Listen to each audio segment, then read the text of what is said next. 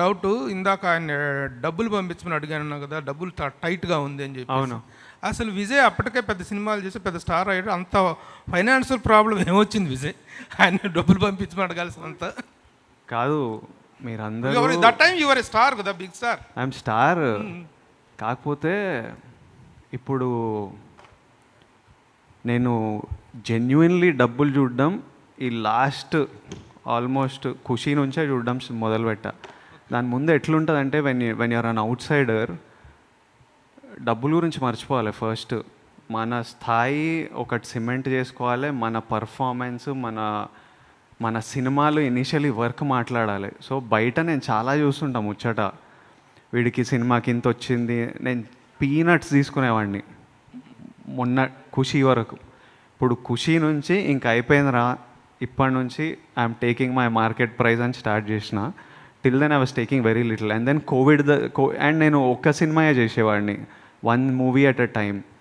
అప్పటికి కోవిడ్లో సినిమాలు అయిపోవడం వల్ల తర్వాత ఆ టైంలో ఇంకెన్ని రోజులు 2 మంత్స్లో స్టార్ట్ అయిపోతుందని తెలిస్తే మేనేజ్ చేసేవాడిని. అది 2 మంత్స్ అవుతుందా, 6 మంత్స్ అవుతుందా, 1 year అవుతుందా తెలియదు. ఖర్చుల తర్వాత అప్పటికి స్టాఫ్ ఇవన్నీ ఎక్కువ ఉంటాయి. చాలామంది మన టీం హ్యూజ్ ఉంటారు స్టాఫ్. సో అండ్ నేను 10 పనులు చేస్తుంటా, క్లోదింగ్ లైన్ అని, ఇదని అదని, ఎప్పుడు 10 పనులు పెట్టుకుంటా. వాళ్ళందరికీ జీతాలు వెళ్ళాలి. సో దానివల్ల. So what is your market price no? ఇప్పుడు మార్కెట్ ప్రైస్ తీసుకుంటున్నాను కదా, కంఫర్టబుల్ మార్కెట్ ప్రైస్. ఎవరికి? విజయ్ గారు, నేను చెప్తా. ప్రొడ్యూసర్కు డబ్బు మిగులుతుంది ఈ సినిమాలు అన్నప్పుడు, సార్ నాకు ఇంత ఇవ్వండి, మీరు ఇంత తీసుకోండి, మీరు కూడా హ్యాపీగా ఉండాలన్నప్పుడు అదే మార్కెట్ ప్రైస్ని ఫిక్స్ చేస్తుంది. ప్రొడ్యూసర్ గురించి కూడా ఆలోచిస్తున్నాడు కాబట్టే ఈరోజు నేను ఈ సినిమా ఇంకా ఫర్దర్గా 2 సినిమాలు చేయబోతున్నాను. విజయ్ గారు ఇక్కడ విజయ్ గారు రెండు ప్రశ్నలు. సో విజయ్ గారు అంటే విజయ్కి ఫ్యాన్సే కాకుండా విజయ్ వాయిస్కి కూడా, విజయ్ స్లాంగ్ కూడా ఒక ప్రత్యేకమైనటువంటి ఫ్యాన్ బేస్ ఉంది మన దగ్గర.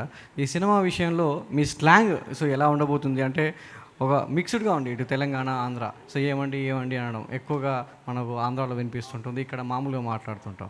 రెండోది డ్యాన్స్ విషయంలో ఉక్ స్టెప్స్ కావచ్చు, అవన్నీ చాలా అట్రాక్ట్ చేస్తున్నాయి ఈ సినిమాలో. మెట్రో రైల్లో వేసిన ఉక్ స్టెప్స్ కావచ్చు, అవన్నీ కూడా డ్యాన్స్ విషయంలో ఈ సినిమా నుంచి విజయ్ కాస్త మెరుగుపడ్డాడు అనుకోవచ్చు. కాస్త ఇంకా ఇంప్రూవ్ అయిపోయారు డ్యాన్స్ విషయంలో. చాలా అట్రాక్ట్ అంటే మాటలతోనే కాకుండా డ్యాన్స్తో కూడా యూత్ని ఇంకా అట్రాక్ట్ చేసుకునే ప్రయత్నాల్లో ఉన్నారు. ఫస్ట్ క్వశ్చన్ ఏదో ఉండే స్లాంగ్.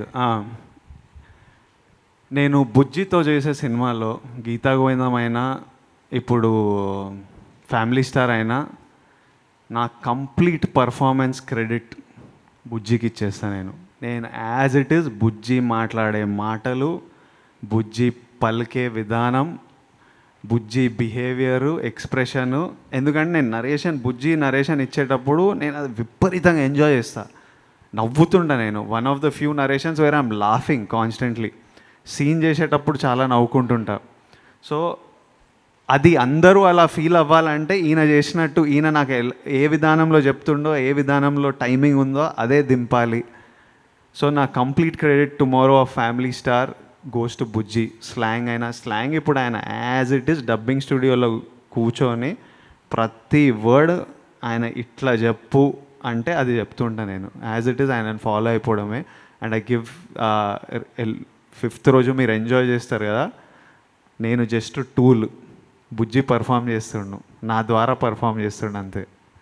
And thank you. నిన్న ఒక ఫోటో వచ్చింది మీ దగ్గరికి వెళ్ళేదో, ఫ్యామిలీ స్టార్ది వేసి. Thank you very much.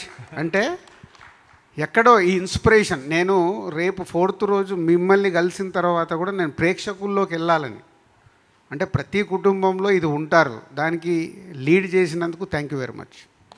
Vijay Prabhu గారు, నేనా నాది నేను చెప్పుకుంటే కరెక్ట్ కాదు కదా. నిజంగా అవుతానంటే నా ఫ్యామిలీ మెంబర్ చెప్తారు.